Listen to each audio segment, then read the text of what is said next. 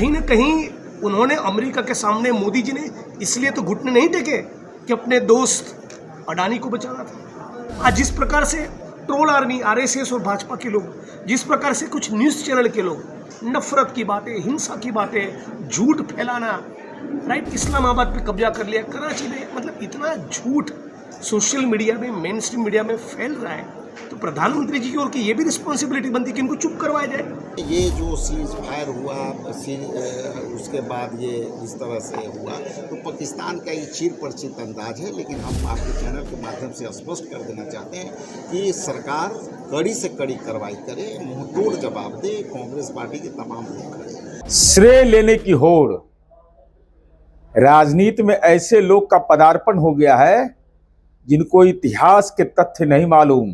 श्रीमती इंदिरा गांधी जी के शौर्य की गाथा हुई तो श्रद्धेय अटल बिहारी वाजपेयी विपक्ष के नेता थे, उन्होंने दुर्गा कहा।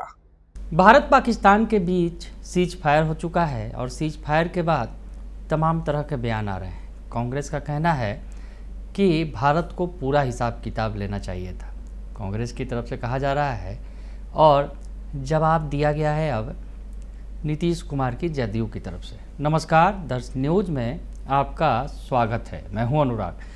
कांग्रेस के नेता जिग्नेश मेवानी पहुंचे हैं बिहार, और बिहार में पहुंचने के बाद उन्होंने मोदी सरकार पर हमला बोला है, पीएम मोदी पर हमला बोला है, और कहा है कि जिस तरह से सीज फायर किया गया वो बिल्कुल सही नहीं है।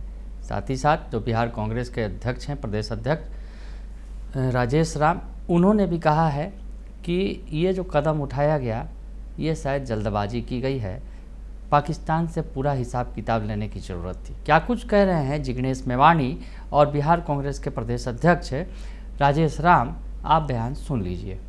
ये तो डेफिनेटली सीज फायर का वायोलेशन है ही, लेकिन सबसे बड़ा सवाल ये हो रहा है कि मोदी जी इतनी बड़ी डिंगे मारते थे, 56 इंच के सीने का दावा करते थे, उनके रहते हुए पहलगाम हुआ क्यों?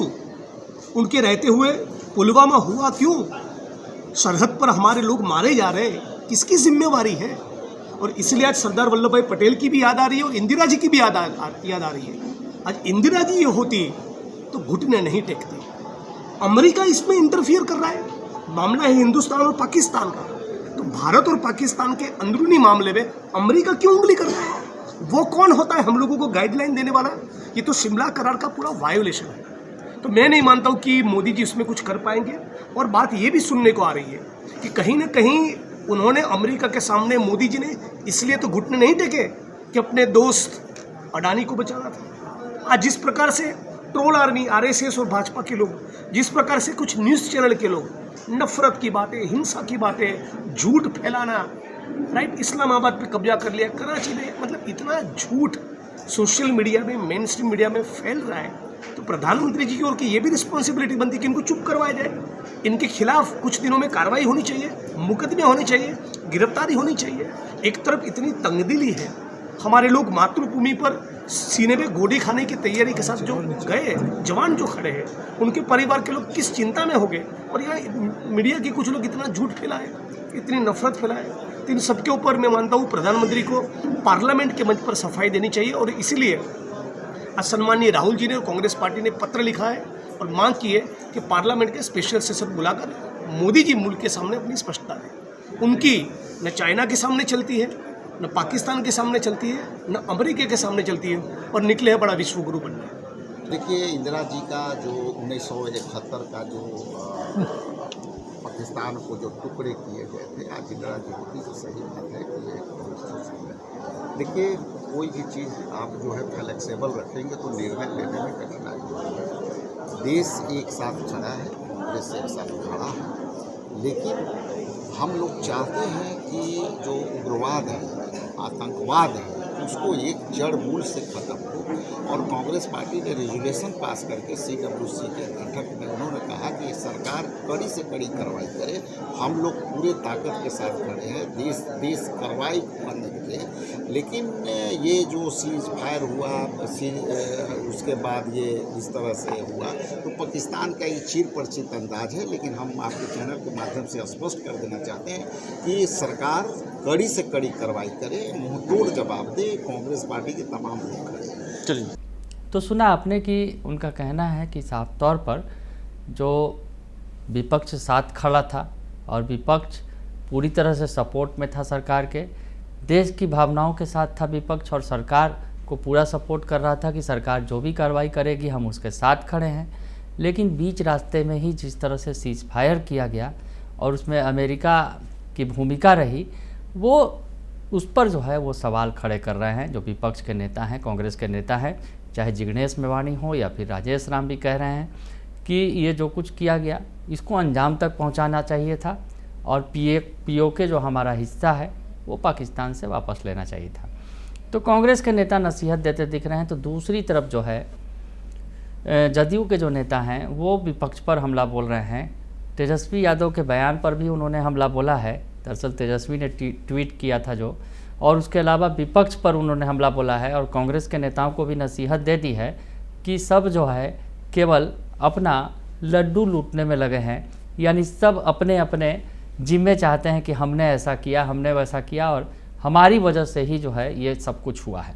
क्या कुछ कह रहे हैं जदयू के राष्ट्रीय प्रवक्ता नीरज कुमार, सुन लीजिए आप। श्रेय लेने की होड़, राजनीति में ऐसे लोग का पदार्पण हो गया है जिनको इतिहास के तथ्य नहीं मालूम। बांग्लादेश का जब निर्माण हुआ, दिवंगत प्रधानमंत्री श्रीमती इंदिरा गांधी जी के शौर्य की गाथा हुई तो श्रद्धेय अटल बिहारी वाजपेयी विपक्ष के नेता थे, उन्होंने दुर्गा कहा। यह हमारी देश की परंपरा है।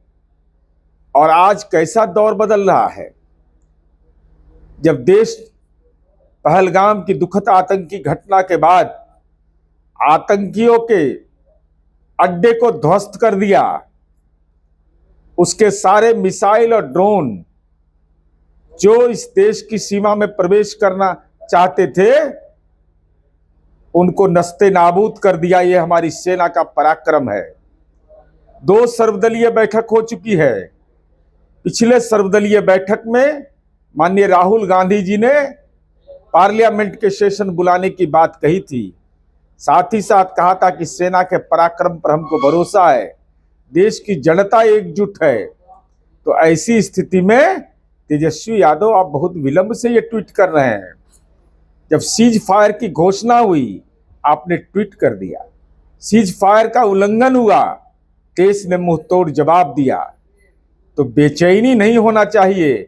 ऐसे सवालों पर सर्वदलीय सहमति है कि केंद्र में सरकार जो भी फैसला लेगी उस फैसले के साथ देश की 140 करोड़ जनता, देश के तमाम राजनीतिक दल एकजुट खड़े हैं। तो सुना आपने कि नीरज कुमार कह रहे हैं, नसीहत देते नजर आ रहे हैं, चाहे नेता प्रतिपक्ष तेजस्वी यादव हों या फिर कांग्रेस के नेता हों, सभी को वो कह रहे हैं कि सब अपना अपना पीठ थपथपाने में लगे हुए हैं और केंद्र सरकार ने जो काम किया उस पर उनकी नज़र नहीं है। सेना के पराक्रम पर का पराक्रम उनको नहीं दिख रहा है, बल्कि सब अपना अपना जो है पीठ थपथपाने में लगे हुए हैं। तो नसीहत दे दी है जेडीयू ने।